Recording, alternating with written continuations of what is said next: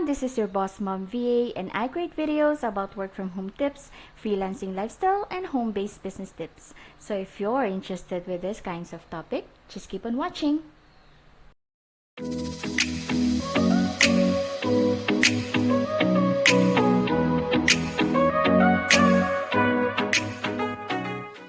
Okay, so for topic for this video is a type of VA service that you can offer to clients for a potential income. And this VA service is product research using TikTok. By the way, if bago ka pa lang sa ating channel and wala kang idea what is freelancing and virtual assistants in general, I do suggest na panoorin mo muna yung aking previous videos about how to start working from home, what is virtual assistant, and what is freelancing, so that meron ka ng idea kung ano yung tinutukoy nating VA service or yung virtual assistant service.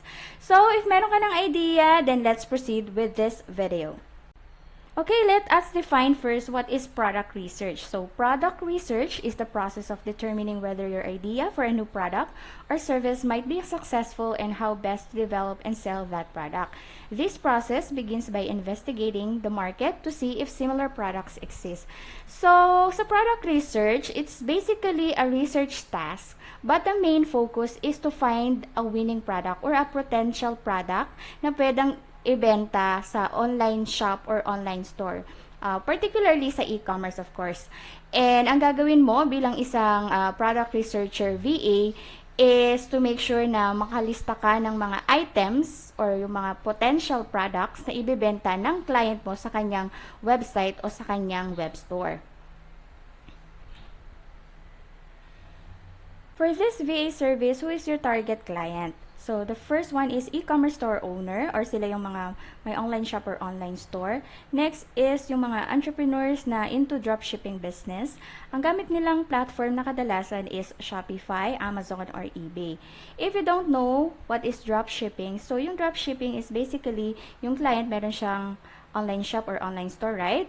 And then, kapag may nag-order dun sa kanyang website, ang gagawin niya is makikipag-tie up siya doon sa direct supplier which is based in China usually, and ang gamit nila is AliExpress.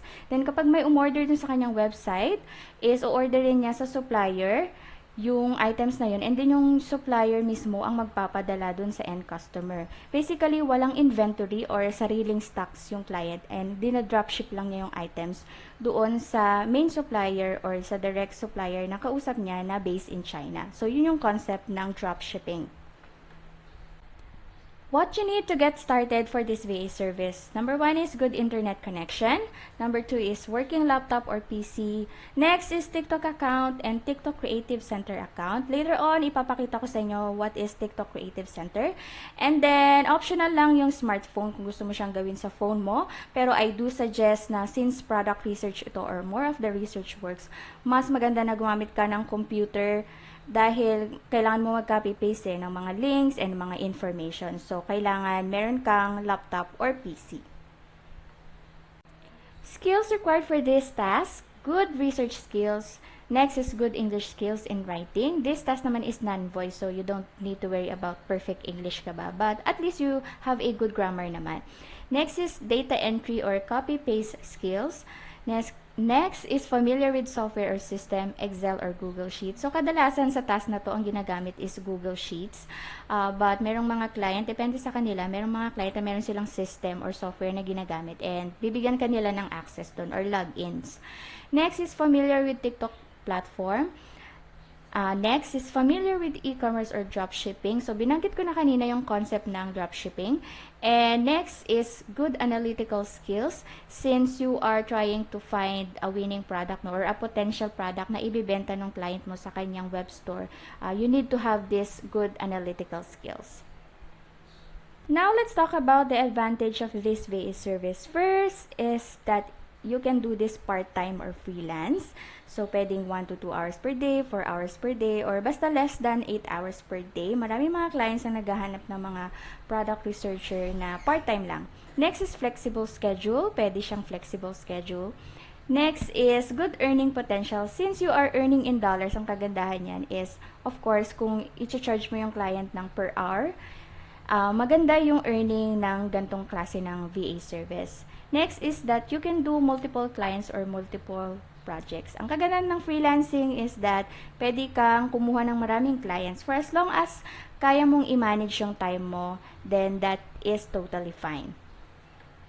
For disadvantage of this VA service naman, number one is that it is time consuming. Since you are doing a research work, then kakain talaga siya ng oras. And if you are not up to that, then this VA service is not for you. Next is clients may tend to provide you hard topic or hard criteria. So, hindi lahat ng clients is bibigyan ka ng criteria. Merong clients na papagawan ka ng task, paparesearching ka, walang criteria at all kung ano yung hahanapin mo. Meron din clients na sobrang mabusisi. Like, gusto nila this certain weight, this certain color, this certain product niche, yung ganon. So, may mga clients na medyo yung iba, mahirap hanapin yung criteria na pinapahanap nila sa isang product na gusto nila. And dahil mahirap siyang hanapin, ang tendency niyan is magkukonsume siya ng maraming time. So, what is the potential income naman for this VA service? So, if you are charging per hour, yung nakikita ko sa mga freelancing websites, nagre-range yung per hour rate for this type of service from $4 to $10 per hour. So, depende na lang yan sa inyo, no? Kung paano nyo i-charge yung client nyo base dun sa i-offer nyong service. But yan yung usually rate ngayon sa market, $4 to $10 per hour. Or you can offer them for a fixed rate. Like for example, sabi, nag-usap kayo ng client na, example lang to, I will pay you $400 monthly if you can give me at least 30 products per day. So, kailangan daw maglista ka ng mga potential items na up to 30 items per day. And babayaran ka niya monthly on a fixed rate for $400. So, pwede mo ring i-charge yung client mo per week. For example, sinabi mo is that $100 per week for 20 to 30 products na listed per day. So, ganon. So, it really depends on you, no, sa usapan nyo. Yun yung kagandahan ng freelancing. You can charge your client whatever you want, kung per hour ba yan or fixed rate. Okay, now that you know the basic concept of the product research using TikTok, now let us proceed to the actual demo of this task. Na to, kailangan mo ng Google Sheets. Ito yung kadalasang ginagamit. Doon may input yung mga details na nakuha mong items. And usually, ganito yung format niya. Yung date ng research mo, yung number of likes sa TikTok, or pwede ring views. So, depende sa usapan nyo ng client. Next is yung product name. Next is, kailangan mo rin pala ng AliExpress. If hindi mo alam yung AliExpress, ito shop. Just go to website aliexpress.com. Ito yung kadalasang dinadropship ng mga client, ano. So, ang supplier nila is AliExpress and based siya sa China. So, kailangan may account ka dyan. Not necessarily kailangan naka-sign in ka. So, pwedeng kahit wala kang account na naka-login. And then, of course, yung regular na TikTok account. Yung ginagamit mo sa phone, pwede rin yun yung gamitin mo dito. And, or ipapagamit sa'yo ng client mo yung kanilang mismong TikTok account. Next, ito namang isa is yung TikTok Creative Center. So, punta ka lang sa ads.tiktok.com. Pwede ring paggamit sa'yo ng client yung account nila dito, or pwede ring mag-sign up ka using your own TikTok account. So, first na ituturo ko is yung product research using TikTok hashtags or yung TikTok topic. For example, ito yung criteria ng client. Ito yung hahanapin mo na products na gusto niya. First is beauty niche. Next is price under $20. Ito yung purchase price sa AliExpress or yung supplier's price. Next is gusto niya household items din. So, punta muna tayo sa TikTok. Usually, para makakita ka ng mga dropshipping items, ang gawin mo is mag-search ka muna ng Amazon must-haves, Amazon favorites, Amazon. Kasi ito yung mga items, ito yung mga winning products na ina-advertise ng mga influencers, giving reviews sa products or yung parang day in the life nila or yung experience nila about the product. So, for example, pwede ring hashtags like Amazon must-haves. Like yan. And then, click mo lang, and then go to top. So, yung mga top videos ipapakita niya. And then, iisa-isahin mo yung videos, yung base sa criteria na binigay sa'yo ng client. So, for example, this one, titignan mo kung pasok siya dun sa criteria, o kunyari sinabi ng client, at least 100,000 likes or 100,000 shares. So, kailangan tignan mo rin kung maraming nagsishare dun or nagla-like. So, makikita mong in demand yung product na yon dahil sa dami ng shares or likes. So, dito, ang views niya is 1.6 million. And then, yung like niya is 170,000. So, maingay siya. So, yung likes niya is 170,000 ang nag-like. So, it's a good product, ibig sabihin, kasi trending siya. So, this one, you can list this doon sa sheets. And, titignan natin. So, moon lamp siya, no? So, i-type mo siya or hanapin mo siya sa AliExpress, moon lamp. And then, makikita mo, kailangan yung item na yon is same na makikita mo sa AliExpress. Hindi pwedeng kagaya lang. So, dapat eksakto siya. For example, this one. So, ito yung closest na kamukha niya. So, kukunin mo yung name ng item. Copy mo lang and then paste mo dito. Ilalagay mo pala yung number of likes. So, ang nakalagay is, mayroon na pala tayong ginawa. So, 170K or 170,000 likes. Yung day to day, and then yung product name, and then yung AliExpress link, kung click mo siya, yung link ito sa taas, copy mo, Control C, and then Control V, i-paste mo. And then yung cost niya is $6.02. So, pasok siya sa criteria since below $20 siya. And kung may shipping fee, i-add mo yung dalawa. Kunyari, add na natin, nilagay natin dito. So, ganyan. Ganyan lang kadali yung product research using TikTok hashtags, no? So, eventually, kailangan mong hanapin yung mga malalaki yung views and malalaki yung likes. Kasi, ibig sabihin, no, nagtitrend siya sa TikTok, ibig sabihin, marami ang nagla-like sa product na yon. And, it is a potential product na pwedeng ibenta ng client mo sa kanyang web store. Next naman is yung TikTok Creative Center. And, i-demonstrate natin kung paano naman siya gawin. Next naman is product research using TikTok Creative Center. So, just go to ads.tiktok.com and mag-login ka lang using your TikTok account or yung account mismo ng client mo. And then, same file ang gagamitin natin and same criteria. So, usually sa TikTok Creative Center naman, hindi siya kagaya nitong personal TikTok, no? Dito sa TikTok Creative Center, ito yung ginagamit kasi ng mga TikTok users to advertise, no, sa mga paid ads, ganon, to advertise their product using TikTok platform.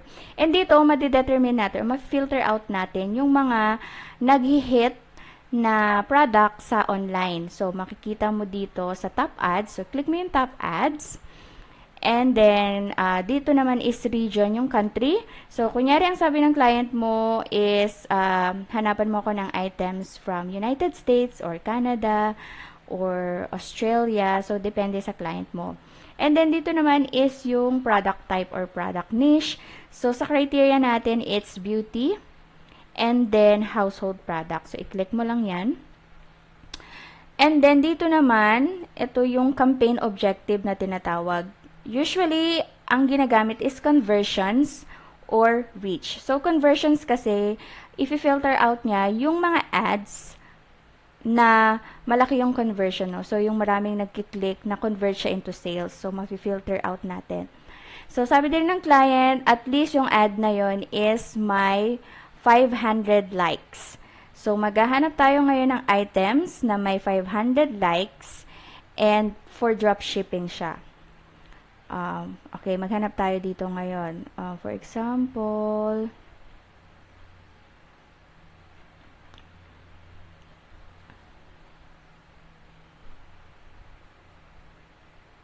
okay.